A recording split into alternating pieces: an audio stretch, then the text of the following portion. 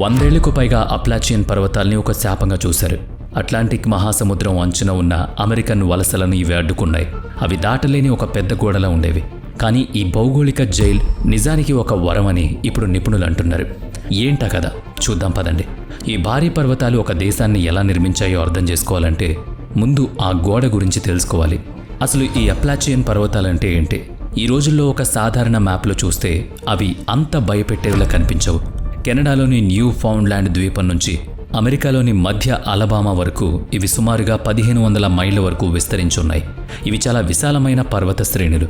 పశ్చిమాన ఉన్న రాకీ పర్వతాల వలె వీటికి మంచుతో కప్పబడిన పదునైన శిఖరాలు కూడా ఉంటాయి.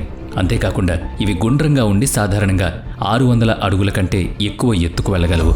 నార్త్ కరోలినాలోని మౌంట్ మిచెల్ కేవలం 6684 అడుగుల ఎత్తులో ఇక్కడ ఎత్తైన శిఖరంగా ఉంది. కొలరాడో రాష్ట్రంలోని దీని రెట్టింపు ఎత్తు ఉండే శిఖరాలు 50కి పైగా ఉన్నాయి. మరి అవి అంత ఎత్తుగా లేనప్పుడు చాలా కాలం పాటు అంత భయంకరమైన గోడలా ఎలా మారాయి? దీనికి సమాధానం ఆ పర్వతాల నిర్మాణంలో ఉంది. అప్లాచియన్ పర్వతాలు కేవలం మీరు ఎక్కి దిగగలిగే ఒకే ఒక సౌకర్యవంతమైన శిఖరం కాదు. అవి లోతైన ఇరుకైన లోయలతో ఒకదానికొకటి సమాంతరంగా ఉండే సంక్లిష్టమైన చిక్కుముళ్ళు లాంటివి. ఈ ప్రాంతాన్ని ప్రత్యేక రిడ్జ్ అండ్ వ్యాలీ అప్లాజియన్ కూడా పిలుస్తారు. మీరు పడమర వైపు వెళ్లాలనుకుంటే ఒక ప్రాచీన ప్రయాణికుడైతే మీరు కేవలం ఒక పర్వతాన్ని మాత్రమే దాటరు. మీరు దట్టమైన అడవుల్ని ఎదుర్కోవాల్సి వస్తుంది. రకరకాల ఎత్తుపల్లాలుంటాయి. కానీ ఈరోజు మీరు చూస్తున్న ఈ పర్వతాలు ఒక అతిపెద్ద రహస్యాన్ని కూడా దాచుకున్నాయి. బయటకు సాధువులా కనిపించే వీటి లోపల ఎన్నో రహస్యాలున్నాయి. ఒకానొక సమయంలో ఈ పర్వతాల ముందు నేటి హిమాలయాలు కూడా చిన్నవిగా ఉండేవట. అప్లాచియన్ పర్వతాలు మనం ఊహించలేనంత పాతవి. సుమారుగా 480 మిలియన్ సంవత్సరాల క్రితం. అంటే ఒక్కసారి ఆలోచించండి ఎంత పాతవు. 100 మిలియన్ సంవత్సరాల పాటు భూమి కింద ఉన్న టెక్టానిక్ ప్లేట్లు ఒకదానికొకటి ఢీకొన్నాయి. ఉత్తర అమెరికా మరియు ఆఫ్రికా ఖండాల పురాతన ప్లేట్లు నెమ్మదిగా ఢీకొనడంతో భూమి పైపొర ముడుచుకుపోయి పైకి లేచింది. పర్వతాలు ఏర్పడే ఈ భయంకరమైన యుగంలో అప్లాచియన్ పదునైన శిఖరాలు నేటి హిమాలయాలంతా ఎత్తుకు చేరాయని భూగర్భ శాస్త్రవేత్తలు నమ్ముతున్నారు. ఇవి బహుశా ఆకాశంలో 30,000 అడుగులు లేదా అంతకంటే ఎక్కువ ఎత్తుకు చేరుకోగలవు. మరి ఆ రాళ్లంతా ఎక్కడికి పోయాయి? కాలం మరియు నీరు దీనికి సమాధానం చెబుతాయా? అప్లాచియన్ చాలా పురాతనమైంది కాబట్టి అవి 100 మిలియన్ సంవత్సరాల పాటు నిరంతర కోతకు గురయ్యాయి. వర్షాలు, గాలులు, తుఫాన్ల వల్ల. ఇక పురాతన సూపర్ కాంటినెంటల్ పాంజియా ఏర్పడి ఆ తర్వాత హింసాత్మకంగా విడిపోయినప్పుడు అది ఒక భౌగోళిక రహస్యాన్ని వదిలిపెట్టింది. మిగిలిన అప్లాచియన్ పర్వతాలు కనుగొనాలంటే మీరు ఉత్తర అమెరికా ఖండాన్ని పూర్తిగా వదిలి వెళ్లాల్సి ఉంటుందని నేను చెబితే మీకెలా ఉంటుంది? ఆశ్చర్యం కలుగుతుంది. లేదా నమ్ముతారా?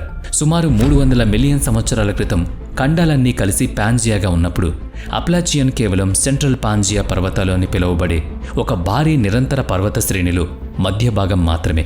ఈరోజు కూడా ఆ పర్వతాలు మొరాకోలో గర్వంగా నిలబడున్నాయంటే అదే కారణం. మనం వాటిని యాంటీ అట్లాస్ పర్వతాలని పిలుస్తాం. ఈ పురాతన పర్వత శ్రేణిలోని ఉత్తర భాగం యురేషియన్ ప్లేట్ మీద లాగబడింది.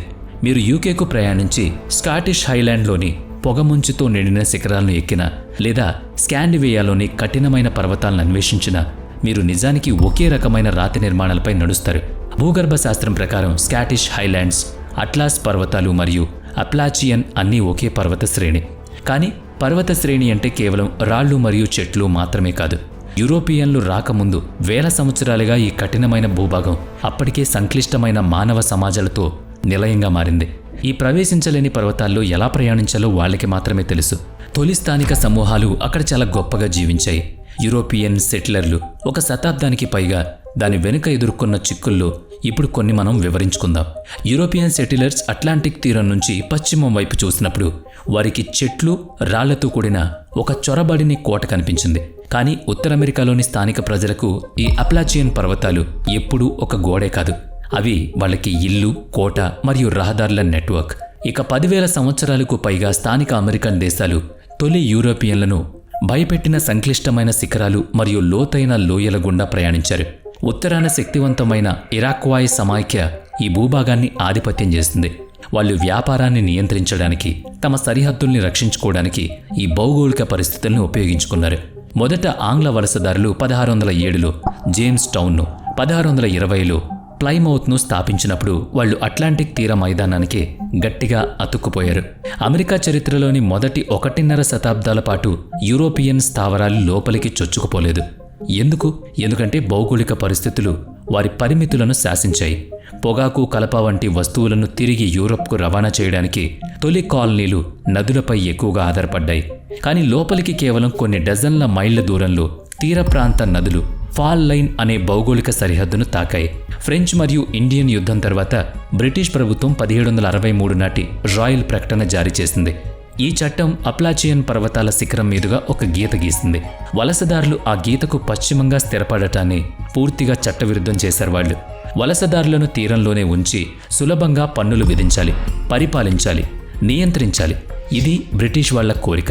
అదే సమయంలో లోతైన లోపలి భాగాన్ని తమ స్థానిక అమెరికన్ మిత్రులకు వదిలిపెట్టారు. కానీ మరింత భూమి కావాలనే కోరిక ముందు ఆ భౌగోళిక గోడ మరియు రాజకీయ గీత నిలవలేకపోయాయి. కానీ బండ్లు, పశువులు మరియు కుటుంబాలతో దాటడానికి చేసిన ప్రతి ప్రయత్నాన్ని అప్లాచియన్ అంతులేని కొండలు అడ్డుకున్నాయి. మరి దాటలేని పర్వత శ్రేణిని ఎలా దాటాలి? మీరు దానిపైనుంచి ఎక్కలేరు. మీరు అక్కడి నుంచి దూరి వెళ్ళగలిగే ఒక పగులు కోసం వెతుక్కోవాలి. అంటే ఒక చిన్న రంధ్రం ద్వారా దాన్ని దాటే ప్రయత్నం చేయాలన్నమాట. ఇలా 1775లో బూన్ మరియు గొడ్డలి పట్టుకున్న అతని బృందం కంబర్ ల్యాండ్ గ్యాప్ గుండా 200 మైళ్ల దూరాన్ని నరికి వైల్డర్నెస్ రోడ్ను సృష్టించారు. అయినప్పటికీ అది ఆధునిక రహదారి కాదు. వైల్డర్నెస్ రోడ్ అనేది ఒక కఠినమైన మార్గం, నిటారుగా ఉండే బురదతో కూడిన ప్రమాదకరమైన మార్గం. బండ్లు తరచుగా విరిగిపోయేవి, బరువులు మోసే జంతువులు చనిపోయేవి.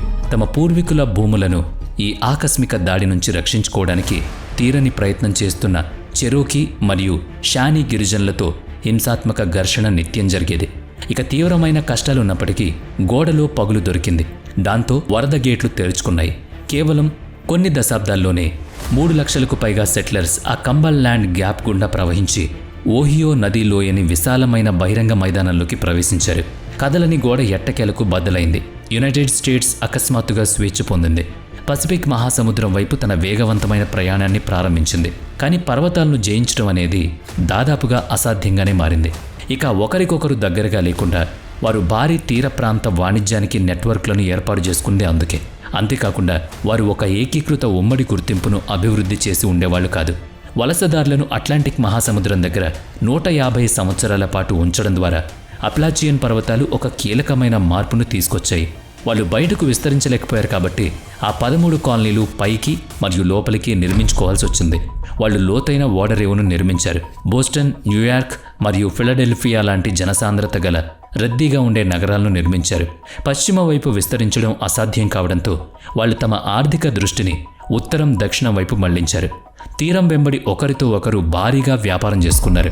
ఈ బలవంతపు ఆర్థిక ఆధారపడ్డం ఉమ్మడి రాజకీయ మరియు సాంస్కృతిక గుర్తింపును పెంచింది. ఇక యునైటెడ్ స్టేట్స్ పశ్చిమ ప్రాంతం ఆధిపత్యం చేయడానికి ముందుకు సాగుతుండగా ఆ పర్వతాలకు ఏమైందనేది తెలుసుకోవాలి. ఈరోజు అప్లాచియన్ పర్వతాలు రవాణాకు అడ్డంకి కావు. హైవేలు పురాతన రాతిగుండా సొరంగాల్ని చేసుకుంటూ వెళ్లాయి. విమానాలు పశ్చిమాన కొండల మీదుగా సునాయాసంగా ఎగురుతున్నాయి. అయినా కూడా ఆ పర్వతాలు అమెరికన్ చరిత్రలో ఒక ముఖ్యమైన, భర్తీ చేయలేని భాగం. భౌగోళికంగా అవి అమెరికా పారిశ్రామిక విప్లవానికి ఇంజన్. ఒక దశాబ్దానికి పైగా అప్లాచియన్ శిలల్లో లోతుగా ఉన్న సమైక్య బొగ్గు నిల్వలు దేశంలోని కర్మాగారాలను మండించాయి, శక్తినిచ్చాయి, ఇళ్లను వేడి చేశాయి మరియు అక్కడి ప్రజలకు ఎంతగానో ఉపయోగపడ్డాయి. భౌతిక విషయాలకు మించి అప్లాచియన్ ఈరోజు యునైటెడ్ స్టేట్స్లోని అత్యంత విభిన్నమైన సాంస్కృతిక ప్రాంతాల్లో ఒకటిగా ఉంది. ఒకప్పుడు తొలి మార్గదర్శకులను బంధించిన లోతైన ఏకాంత లోయలు కాలక్రమేణా ప్రత్యేకమైన, అద్భుతంగా సంరక్షించబడిన సంస్కృతికి నిలయంగా మారాయి. వీడియో నచ్చితే లైక్ చేయండి, షేర్ చేయండి. ఇప్పటివరకు మన ఛానల్ని సబ్స్క్రైబ్ చేయనట్లయితే ఇప్పుడే సబ్స్క్రైబ్ చేసుకుని పక్కనే ఉన్న బెల్ ఐకాన్పై క్లిక్ చేయండి. నెక్స్ట్ వీడియోలో మళ్ళీ కలుద్దాం. Thanks for watching.